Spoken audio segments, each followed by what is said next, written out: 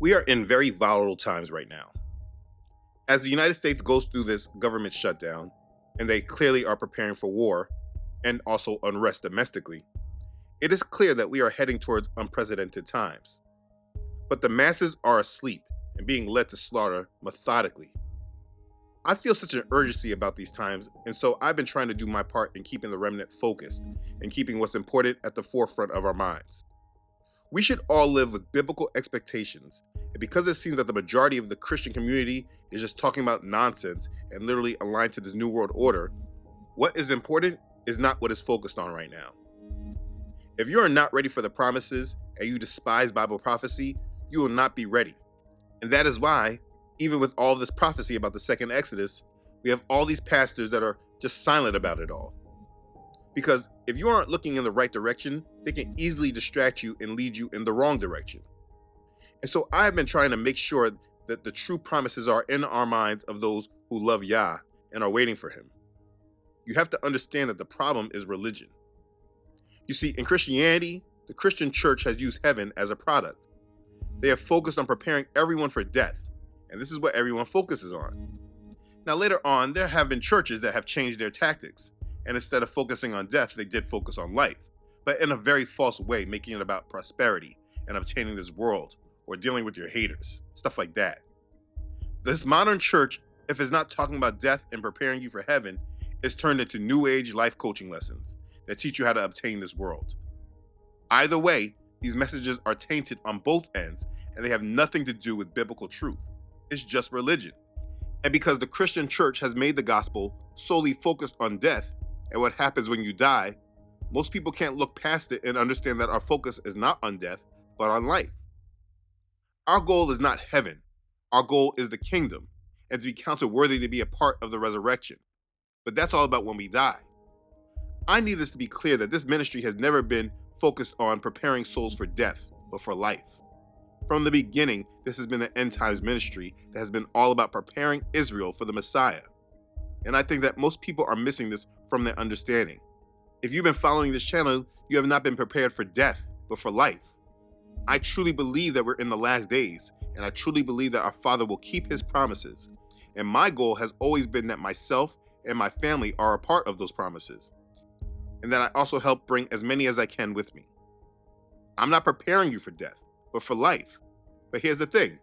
I know that in preparing you for life, that if you were to die, you would still be prepared for life, if that makes sense. Hope that does. Anyways, the reason for these videos has been all about waking up Israel and making sure everyone understands the promises, the biblical promises, not that false religion stuff where people are preparing to disappear and be raptured. We all should be preparing for the biblical promises. And this is when Yahuwah gathers his children that he scattered across the four corners of the earth. This is what we know as the second Exodus. I am preparing and waiting for the second Exodus. It's literally all I can think about at this time. The way I see the world today is that it's about to head to tribulation in order that our Father starts the process of keeping his promises. I am waiting for the second Exodus. And before that happens, I know war must come first. So I am waiting for war. It can sound grim and morbid if it wasn't tied to expectations of pure blessings. To think that these prophecies that were given 2,500 years ago or more, and he knew it would be us that he would be doing this for, is truly a blessing and a thought I can't get past. It makes me love him more and more when I think about it. He had us in mind when he made these promises. He gave us what we needed to know in order to be ready today. And the thing that bothers me is that there are churches on pretty much every corner throughout this world. Men and women that claim to be teachers and proclaimers of the scriptures that call themselves pastors and ministers of the scriptures. But how many of them are speaking about the gathering and these promises? I don't hear any of them. And I don't mean all, of course, because there are ministries out there working to wake people up. But they are a very small minority of a percentage of the 1%. The masses are not ready for what's coming to the world. And the majority of the Christian church does not have a clue what they should be preparing for. The reason for this ministry is to prepare those Yah has sent to me and to prepare you for what's coming. And I take that very seriously. I'm not preparing you for death, I am preparing you for life. And again, if death comes your way, you've been still prepared for it and will receive life. This is literally the most blessed time to be alive, because those who die in the Great Tribulation still come into the millennial kingdom. But I don't believe that we are being prepared for the Great Tribulation, but to be the ones gathered and to be a part of the promises that he has foretold of thousands of years ago. We are preparing for the second Exodus, and what is happening in this world tells me that we all must be ready, and this is what I want to share right now. As many of you are being awakened, I see the same questions about how do you prepare for this. I've talked about this before, but I want to make sure I take this time to cover this again because it's very important. This is what you need to be doing right now. So we're going to discuss how to prepare for the second Exodus. Let's begin. Okay, so let's start from the basics. If you're watching this, I hope that you already understand the second Exodus, but to be thorough, let me give you the scriptural basis for it. It's right here. But I will gather the remnant of my flock out of all countries where I have driven them, and bring them back to their folds, and they shall be fruitful and increase. I will set up shepherds over them who will feed them, and they shall fear no more, nor be dismayed, nor shall they be lacking, says Yahuwah. Behold, the days are coming, says Yahuwah, that I will raise to David a branch of righteousness. A king shall reign and prosper, and execute judgment and righteousness in the earth. In his days, Judah will be saved, and Israel will dwell safely. Now this is his name by which he will be called, Yahuwah our righteousness. Therefore, behold, the days are coming, says Yahuwah, that they shall no longer say, as Yahuwah lives, who brought up the children of Israel from the land of Egypt, but as Yahuwah lives, who brought up and led the descendants of the house of Israel from the north country and from all the countries where I had driven them, and they shall dwell in their own land. That's Jeremiah chapter 23, verses 3 through 8. And there's many verses about this, but this one highlights why we call it a second Exodus. You see, the first Exodus is found in verse 7. Therefore, behold, the days are coming, says Yahuwah, that they shall no longer say, as Yahuwah lives, who brought up the children of Israel from the land of Egypt. This was the first Exodus. You understand? This is what we all know him for today. He said that there will be a time coming where we no longer know him for this, but we'll speak about him with the second Exodus. He explains the second Exodus in verse 8. But as Yahuwah lives, who brought up and led the descendants of the house of Israel from the north country and from all the countries where I had driven them, and they shall dwell in their own land. Okay, so that should be clear. If not, I speak about this in detail in part 12 of the We Are Not Black People series. I made this video, a 2-part series going over the timeline of the end times. You can watch many of these videos to get more clarification. But this is the second Exodus, and this is what we must be preparing for. So I would like to let you know what it is I'm doing, and I hope that it helps you. Now, the first thing I want to do in helping you with preparing is helping you deal with opposition. Because here's what's going to happen. If you try to talk to some people about this, you may sometimes come across sincere people that will recognize that this is something they've never been taught or heard about, and they may want to listen more. But on the more common side, you will run into pride. It will deal with people that, though they don't know what they're talking about, they will talk confidently as if they do. So being that I've engaged in these conversations for a while, I want to help you deal with it before it comes. These are two of the main oppositions that you'll come across. This already happened when Judah came back from Babylonian captivity. This will be the first thing that you hear most of the time. This is the most common rebuttal because people want to assume that the reason that they don't consider these prophecies is because they feel that they were already fulfilled. In their minds, they want to believe that there's no way that they could have missed something so major, so there has to be a reason for it. But it's real easy to show them the error in this. So first thing, understand that captivity was separated between the northern tribes, which was Yasharel, Israel, and the southern tribes, which was Yehuda, Judah. And it's this southern tribe where the Yahudim, where the word Jew comes from. They had a separate period of captivity than the northern tribes of Israel. The northern 10 tribes were taken into captivity first by Assyria, and the kingdom of Yehuda was taken into captivity by Babylon. There was over 100 years of separation between this. And though the Yahudim did come back to the land, the northern tribes did not. Yahuwah specifically prophesied about the length of time that the Yahudim would be in captivity. He said, and this whole land shall be a desolation and an astonishment, and these nations shall serve the king of Babylon 70 years. Then it will come to pass when 70 years are completed that I will punish the king of Babylon and that nation, the land of the Chaldeans, for their iniquity, says Yahuwah, and I will make it a perpetual desolation. That's Jeremiah chapter 25, verses 11 through 12. And you see, so after this, they did return back to the land through King Cyrus, of which he also prophesied of. But this was only the Yahudim. This did not include the 10 northern tribes, which is why in the New Testament you primarily read about the Yahudim there, because this is the land where all this happened in. It was Judea. The northern 10 tribes never came back. But you see, in this prophecy of the second Exodus, it's not just about the Yahudim, it's about all 12 tribes, not just the Jews. It's prophesied in many places, but let's read about it in Ezekiel. As for you, son of man, take a stick for yourself and write on it, for Judah and for the children of Israel, his companions.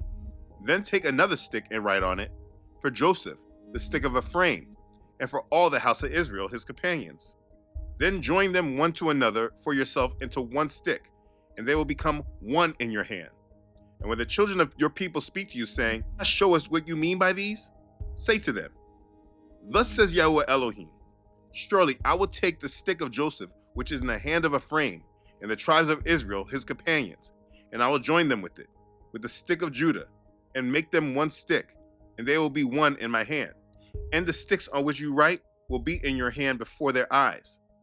Then say to them, thus says Yahweh Elohim, surely I will take the children of Israel from among the nations, wherever they have gone, and will gather them from every side and bring them into their own land. And I will make them one nation in the land, on the mountains of Israel, and one king shall be king over them all. They shall no longer be two nations, nor shall they ever be divided into two kingdoms again. Ezekiel chapter 37, verses 16 through 22. And you see, this has not happened yet at all. So to say that this happened when they came back from Babylonian captivity is completely wrong and complete error. And also, please remind them that before this even happens, it's prophesied that Jacob's going to go in trouble. It's called Jacob's trouble. And this is also about all 12 tribes. And we did not see this occur in the scriptures. And in fact, most Christians, they are expecting Jacob's trouble to be the Great Tribulation. And they actually expect it to be all about the Jews. And even though their expectation is false, it just means that we all know that this hasn't been fulfilled. And therefore, we know that this whole prophecy hasn't been fulfilled yet. He's not bringing them back to the land and then giving them trouble. That's not what he ever prophesied. The next thing, the restoration of Israel happened in 1948. Also, because people believe the false mainstream narrative, they want to believe that what happened through the United Nations is what fulfilled this prophecy. I mean, listen, there's just too many falsehoods with this whole theory here. First off, I had someone say most Christians believe that the people in the state of Israel are following the Torah, and therefore that's why they're blessed. And that's why they don't think that they should be under the curses. But you see, the double-mindedness of that is absolutely crazy, because these are the same people that say that they accept the Messiah as their redemption. So why would following the Torah keep them blessed if they have rejected the Messiah and the way that they atone for their sins? I mean, this would mean that they would all have to have been perfect for 2,000 years. And the craziest double-minded thing is that these people that say this are the same ones who believe that they don't have to actually keep the Torah, but they have this crazy double standard for those people that reject the Messiah. Anyways, the same reasons I just gave apply for this rebuttal as well. You just apply it to show that whole script is false. Because first off, like I shared, the prophecy is not about just the Yahudim. It's for all of Yasharel, all 12 tribes. The northern and southern tribes are prophesied to be reunited. But everyone in Israel calls themselves a what? Yeah, a Jew. Where's Gad? Where's Asher? Where's Reuben, etc.? The northern tribes would never call themselves Jews. So we know that this was not fulfillment of prophecy.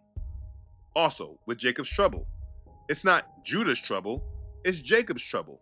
But the overwhelming majority tell this story as the problem is going to be only for the Jews. Now, on top of this, according to Bible prophecy, we know that when he does this, they're not going to come into the land immediately first. That's not what Yah prophesied. Before they ever come back to the land, Yah said he will plead his case with them face to face and purge the rebels from them. He said, I will bring you out from the peoples and gather you out of the countries where you were scattered with a mighty hand, with an outstretched arm and with my fury poured out. And I will bring you into the wilderness of the peoples, and there I will plead my case with you face to face, just as I pleaded my case with your fathers in the wilderness of the land of Egypt. So I will plead my case with you, says Yahweh Elohim. I will make you pass under the rod, and I will bring you into the bond of the covenant. I'll purge the rebels from among you and those who transgress against me. I'll bring them out of the country where they dwell, but they shall not enter the land of Israel. Then you shall know that I am Yahuwah. Ezekiel chapter 20, verses 34 through 38. But this also did not happen. And they never have been brought into the bond of the covenant. They still reject the Messiah. We also know that they will dwell in peace, and Messiah will be their king when they actually come into the land. He says, David, my servant, shall be king over them, and they shall all have one shepherd. They shall also walk in my judgments and observe my statutes and do them. Then they shall dwell in the land that I have given to Jacob my servant, where your fathers dwelt, and they shall dwell there, they, their children, and their children's children forever. And my servant David shall be their prince forever. Moreover, I will make a covenant of peace with them, and it shall be an everlasting covenant with them. I will establish them and multiply them, and I will set my sanctuary in their midst forevermore. Ezekiel chapter 37, verses 24 through 26. So they claim to be in the land, but Messiah definitely is not their king, and they absolutely are not in peace. So for these reasons, you can clearly know that this is not any type of fulfillment of any type of prophecy.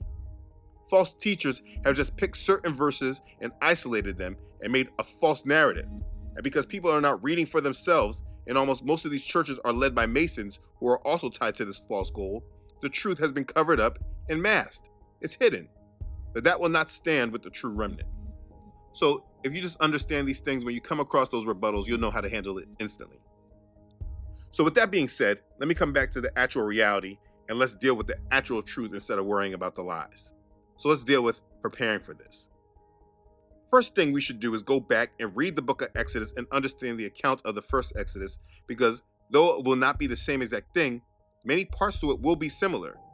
The great tribulation that we read about in the book of Revelation is showing the plagues and judgments our Father is going to put this world in order to get us back to him. In order for these things to happen, it will not happen in peace, but when the problems start. And so it is important that you have the right mindset and you're ready for it. So as I have repeatedly said, what I'm waiting for as the kicker that sets everything off is war. So with the United States changing the Defense Department to Department of War, with all the different agendas at play, it looks like we're right on schedule with everything. It is important that you do not tie yourself with the rest of the world that's obviously not paying attention and living in fear. You cannot allow fear to move within you. Fear is for the rest of the world. While they fear, we must trust. That's why it's important to read Exodus and look at what ancient Israel did the first time when Moses was petitioning for Pharaoh to let us go. Things did not get better, but harder initially. The difference between them and us is that they were not ever given word or prophecy about how this was going to go down.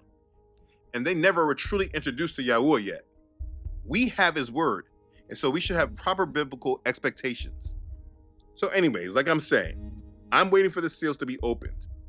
When he opened the second seal, I heard the second living creature saying, "Come and see."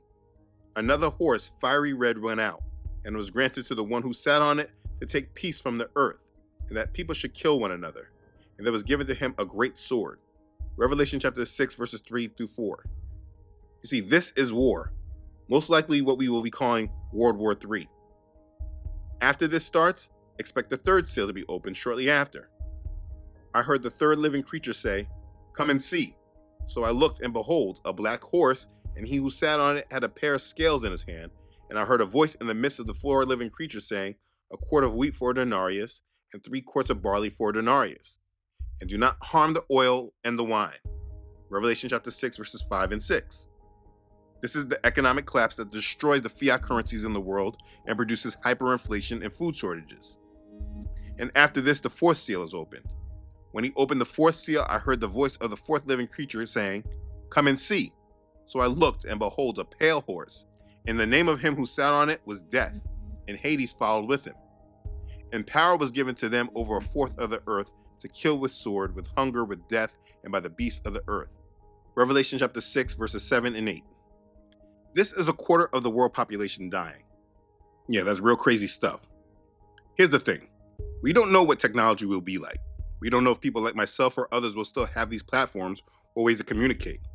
So when this all starts, it's very important that you walk in faith and trust, and you understand what's happening in this world. Because everyone else around you will be looking at it differently, and they will be in despair and desperate. So with all that said, Let me explain how I am preparing for all this. And again, this is the advice I've always had. When the seals are opened, prepare to stay inside and wait. Think about the Passover when our father killed the firstborns of Egypt. While he dealt with Egypt, what was Israel doing? And you shall take a bunch of hyssop, dip it in the blood that is in the basin, and strike the lintel and the two doorposts with the blood that is in the basin. And none of you shall go out of the door of his house until morning. For Yahuwah will pass through to strike the Egyptians. And when he sees the blood on the lintel and on the two doorposts, Yahuwah will pass over the door and not allow the destroyer to come into your houses to strike you. And you shall observe this thing as an ordinance for you and your sons forever. Exodus chapter 12, verses 22 through 24. You see, as he judged Egypt, Israel stayed in their homes and waited until the judgment passed. So for me, my first step that I'll be doing is I'm going to be inside. Whenever these things start, have a plan and an expectation to get home as soon as possible. Close the door and wait. Tell your family and children the same thing. Go home and wait. If you understand what's happening, then there's no reason to worry or panic. Actually, you should be excited. It's just time to go inside and stay out of things. Now, let's be clear, when things start, like with war, and most likely won't affect all of us initially, like if they start war with Russia and NATO or China takes Taiwan, these kind of things won't initially hit the United States or other places that you all may live. So what I'm saying is I don't mean that as soon as they start the war, it means stop everything what you're doing. That's not what I mean. I just mean that when those headlines start, especially if they say that it's the start of World War III, you should be planning to shut things down. Use discernment is what I'm saying. When you start hearing about chaos forming, that you're hearing about rioting in the cities, when you start hearing about civil unrest, this is the time where you should isolate yourself from everyone else and let those who are not prepared panic and deal with all the chaos. That's what I'm saying. You want to prepare to be in your homes for an extended period of time. I've made other videos about the ways that I prepare, but I won't go into it in this video, but I did make this list. If you want some help in preparing for emergency, just take this list and use it as a guide. The link is in the description box. Just print that PDF out. In your preparations, I want you to consider Noah. When Noah was preparing the ark, he brought food on it. He had to eat. So if you know that we're waiting for the second Exodus, then you should be preparing for it as well. That's all I'm saying. It is prudent to prepare for an extended period of time that food and water will not be easily accessible to you. You should be doing this now. This does not require a great amount of money to do this either. You want to be prepared to be inside and not have to run to the system for help. Please know this will be the big difference in the beginning for most of the world. Most of the people will not be ready and they will not be prepared, and there will be major issues. My advice is that you make it so that you are able to stay inside and wait for Yahweh to show us what we need to do next. We are waiting for him to gather us and waiting for instruction. We are waiting and trusting on him. The world, it'll be waiting on the government. That's how it'll be in the beginning, but then you should expect the United Nations to step up more, and then eventually the Antichrist will rise. That is what the world will be waiting for. If you are mentally, spiritually, and physically prepared now, when all this happens, you can have peace while you wait. So prepare now. Do the best that you can and prepare. I will make this a priority over many other things right now. Now here's the thing. I do not know how he will gather us. I just know that he will. I know that there is nothing he cannot do, and the amount of times that he spoke about doing it really tells me and shows me how real it is. All of the scriptures that he mentions it in gives me confidence that he will do this. I just don't know how it will occur. For me personally, I am now packing a bag for myself, my wife, and our children, and leaving at the door so that when he does say it's time to go, that I'm ready to leave. You don't want this stuff to happen and you're not ready for it because you're not focused on it. Focus on his promises is what I'm saying. People today with no faith, they'll tell you that that's crazy. But what are people focused on today? Most people are focused on the government. The world is always focused on false and phony promises made by people that they know are liars. People sit and make their whole life about waiting for promises by people that they know are lying to them. Imagine people sitting and waiting on these politicians to fulfill their promises while they judge you for waiting on Yah to fulfill his promises. I mean, people sit and wait on these false people to deliver these promises, but they have the nerve to judge us for waiting and preparing ourselves for our Father to fulfill his promises, and he never lies. We are Israel, natural and wild branches. Many of you are the dry bones prophesied by Yahweh to be awoken by him. You need to get your mind set on being who you are. And now that we know who we are, and we know our mistakes, and not just our mistakes, but the mistakes of our ancestors, we cannot be like this any longer. So for me personally, I am fully living in expectation of his promises being fulfilled. And as this world keeps showing me that it's heading to disaster, it just brings me more clarity and assurance that our Father is soon going to fulfill his promises to us. So I'm preparing for it. So yeah, I'm preparing to be inside for a while as he judges the world and gets things started. And I got my bags packed, not suitcases, but backpacks with changes of clothes and other things that I might need when we're leaving. It's important that you take this seriously and truly prepare to be a part of this second Exodus. Now, this is the most important part to this. Some of you might have the resources to prepare, and some of you don't. How you get through all of this will not be about your resources. It will be about your trust in him. In the first Exodus, our ancestors really provoked our Father to anger. He prophesied that just because many of us that are gathered are brought to him in the wilderness, it does not mean that they're going to come into the land. Just like our ancestors, the first generation did not come into the promised land. It will also be the same thing again. Yah prophesied of it. Let's start here. Say to them, thus says Yahweh Elohim, on the day when I chose Israel and raised my hand in an oath to the descendants of the house of Jacob, and made myself known to them in the land of Egypt, I raised my hand in an oath to them, saying, I am Yahweh your Elohim. On that day, I raised my hand in an oath to them to bring them out of the land of Egypt into a land that I had searched out for them, flowing with milk and honey, the glory of all lands. Then I said to them, each of you, throw away the abominations which are before his eyes, and do not defile yourselves with the idols of Egypt. I am Yahweh your Elohim. But they rebelled against me and would not obey me. They did not all cast away the abominations which were before their eyes, nor did they forsake the idols of Egypt. Then I said, I will pour out my fury on them and fulfill my anger against them in the midst of the land of Egypt. But I acted for my name's sake, that it should not be profaned before the Gentiles among whom they were, in whose sight I had made myself known to them, to bring them out of the land of Egypt. Therefore, I made them go out of the land of Egypt and brought them into the wilderness. And I gave them my statutes and showed them my judgments, which, if a man does, he shall live by them. Moreover, I also gave them my Sabbaths to be a sign between them and me, that they might know that I am Yahweh who sanctifies them. Yet, the house of Israel rebelled against me in the wilderness. They did not walk in my statutes. They despised my judgments, which, if a man does, he shall live by them. And they greatly defiled my Sabbaths. Then I said, I will pour out my fury on them in the wilderness to consume them.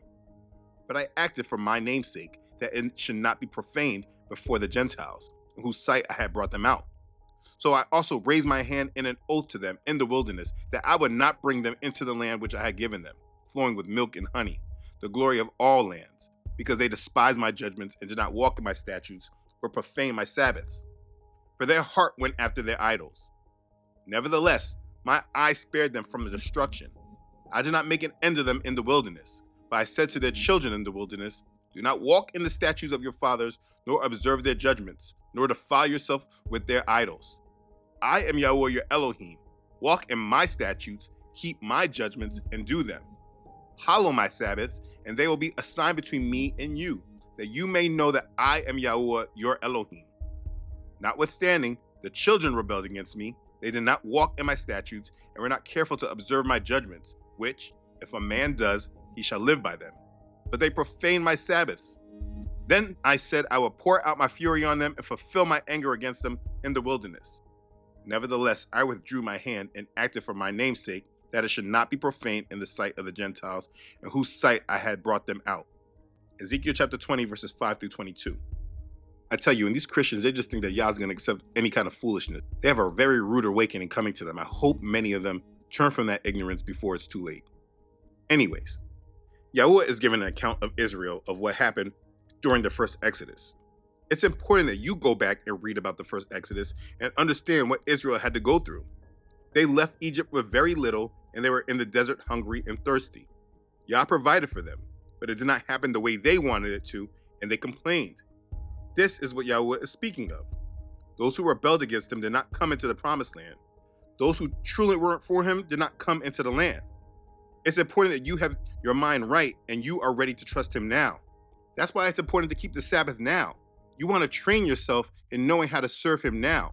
You don't want to go into the biggest moment of your life and start training at that point. You want to know how to serve him now. This is why it's important to be right now. But again, those who truly weren't for him did not come into the land. And he said the same thing would happen again in the second Exodus. It says, "As I live, says Yahweh Elohim, surely with a mighty hand, with an outstretched arm, and with fury poured out, I will rule over you. I will bring you out from the peoples and gather you out of the countries where you are scattered, with a mighty hand, with an outstretched arm, and with fury poured out. And I will bring you into the wilderness of the peoples, and there I will plead my case with you face to face. Just as I pleaded my case with your fathers in the wilderness of the land of Egypt, so I will plead my case with you, says Yahweh Elohim. I will make you pass under the rod and will bring you into the bond of the covenant. I will purge the rebels from among you and those who transgress against me. I will bring them out of the country where they dwell, but they shall not enter the land of Israel.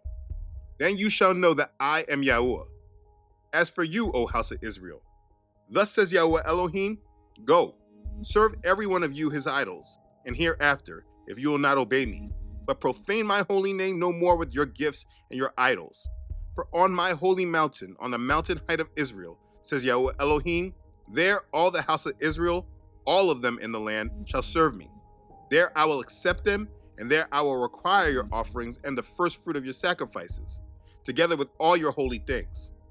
I will accept you as a sweet aroma when I bring you out from the peoples and gather you out of the countries where you have been scattered, and I will be hallowed in you before the Gentiles.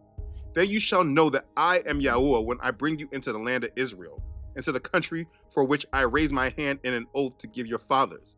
And there you shall remember your ways and all your doings with which you were defiled, and you shall loathe yourselves in your own sight because of all the evils that you have committed. Then you shall know that I am Yahweh when I have dealt with you for my name's sake, not according to your wicked ways, nor according to your corrupt doings, O house of Israel, says Yahweh Elohim." Ezekiel chapter 20, verses 33 through 44. You see, there will be many that are gathered with us that don't actually come into the land. It's important that you are preparing yourself now to not be like your ancestors who were stiff-necked and had no trust or faith in our Father. You know why Christians desperately desire the rapture? It's because they don't have enough faith in Yah to provide for them or to take care of them through the tribulation. They think the answer is just to disappear. We may be without things as he brings us to him. It is important that you are mentally preparing yourself for this now. So that means that you must be building your faith and trust up in him right now, that you will trust him and deal with the circumstances that come as he brings us to him. If you're expecting things to be like a 5-star vacation, you're not thinking correctly. Right now, the most important thing you must do in order to prepare for the second Exodus is that you must work on your level of trust and dependency on him, that you're able to trust him even when you're without. Be prepared to be without things. Be prepared to walk in full faith and trust in him. So while I recommend that right now, not tomorrow, but right now, we that are waiting for the second Exodus, you go buy some food and water that can help us when the world goes to war and famine starts, I do believe the most important thing that we as Israel do now is learn to be what our Father truly desires. If you read the Torah and read in Exodus and Numbers and Deuteronomy and hear how they reacted even after he showed his power and took them out of captivity, if you read how they reacted and then see how he responded to it, if you think you're going to bring that nonsense and foolishness with you, you are sadly mistaken if you think it's going to be received well. So right now, you need to make the decision to not be like ancient Israel and walk in full trust of him and do not complain and lack faith. He's not doing this major thing to let us be without, but he will be watching for our faith and to see if we truly learned our lesson. There will be many of you that come that did not learn. We know this because he prophesied of it. Those of you who rebel against him will be rejected. All of you rebels who have not prepared your heart for him, you're going to be rejected by him. You're not going to come into the land. So it's important that you do something about it today. Prepare yourself for him. This is what you must be doing right now. You should be preparing yourself for him. Stop preparing yourself for this world. Start preparing yourself to be what Yah desires us to be. We cannot be like the rebel Israelites that were not completely with him as he took them out of Egypt, because as we have read, our Father abhorred it. He does not like our lack of faith in him or our lack of trust in him. He does not like us placing limits on him, shortening his arms or his reach, proclaiming what he can or cannot do. But today, that is precisely what many of us are doing. We are placing limits and conditions on him, asking him to bless us just as long as it's done in the most comfortable way and easiest for us to handle. This is the behavior that needs to be put in check and done away with right now as we're preparing for the second Exodus. So this is what you need to be doing right now in your own personal life. Prepare yourself for him right now. Being ready for the second Exodus is all about following and trusting in his will for your life, trusting that he has you and will not forsake you. A lot of you have trust issues with him that you need to deal with now, not when we get there, now. That lack of faith will not serve you well in these days to come. If you right now have fear or worry or doubt, it's important that you get all that in check right now. That's why it was so important for people to come to faith earlier on, because you can go through the trial period and the test and understand how he works with you and works through you. But right now, you have to learn how to be his right now. All that worry, doubt, fear, all those feelings, those are about a lack of faith in him. And you're showing that there are areas in your life that you don't completely trust him with yet. And you better believe that that's an issue. So get it in check now. Following his will for your life requires obedience to his direction and movement. It requires that you submit to his leading, even if it means moving you out of your comfort zone. You cannot put your own limitations on him. You can't say, if he cannot do this or doesn't do this for you, you will not follow him. You have to trust him and let him guide you, even if the path seems difficult or the opposite of what you would do or what you know others might do. I'm sure Israel would have loved to be freed from slavery, and after crossing the Red Sea, they walked right into their blessing. But that was not the case. They went through the wilderness, and it was a rough road. No food or water directly on their path. But he provided. Stronger, bigger, more protected enemies in their lands, but he provided. It's because their blessings were not about their will or anything that they were doing personally. It was all about him and his power. Their main job was to get out of the way and just trust him. And they didn't do a good job at this. We have this example to assist us in our walk today because our roads are even more challenging. He was guiding them collectively as a group, blessing them collectively, speaking to them as a group. Everyone was going to the same destination on the same path. For us right now, it is not this way. We are scattered all around the world, and though we are reaching the same destination, all of our paths are different. And though he does have messages for us as a group, he also has instructions for us individually that we receive personally through his spirit. So it is extremely important for us to learn to yield to him and put our trust in him and let go of our own will. So right now, your biggest part of preparing for the second Exodus is preparing your heart for him, to fix the mistakes of our ancestors and trust in him the way he desires. We have all this testimony in the word that we can learn from. So we really are without excuse. So start training yourself up now. Deal with this in your heart. If you find fear and a lack of trust, start dealing with it now. And also, please be ready for problems in the world. Have realistic expectations of what's happening in this world. Do not be distracted by lies and deceivers. Please, take this advice. We are coming to the crunch time, and the only way you will find your peace and direction is through submission to Yah. You must submit to his will, obey his voice and his commands. You must do his will and leave yours behind. Listen, this is not about you. It's about him. The only way you will get through these times are through him. So give it all to him and let him lead you. Do it with peace. Do it with joy. Do it with trust. Let him lead your life and you will be led to all his promises that await you. Brothers and sisters, let go of your cares, let go of your worries, your control, your conditions, and your terms. Give yourself to our Father and let him lead you into his kingdom. Give it all to him. So please, right now prepare yourself for the second Exodus and wait for our Father to gather us. But also know and expect that in order for this to happen, the world is going to have to go through judgments. And you need to be ready for them so that you're not affected by them. So be prepared to stay inside when the judgment starts, and then be prepared to leave suddenly when he tells us to go. Israel, make sure you are prepared for the second Exodus. I believe we'll be leaving soon. For the kingdom of Yahuwah, Oh, it's truly at hand. Be ready for it. And be blessed. Hallelujah. Praise Yah. Okay, thanks again for watching. If this has blessed you, please don't forget to like this and share this with others. If you haven't done so already, please don't forget to subscribe to this channel. Yah willing, I upload every Friday. Also, please don't forget to follow this ministry on Facebook and Instagram, as well as on my website, truthunedited.com. As always, I really like to thank all those who support this ministry. You know who you are. Your contributions have been an extreme blessing to this ministry, and I'm thankful for you, very thankful for you. Thank you for being a blessing. Be blessed. Okay, thanks again for watching, everyone. I love you all.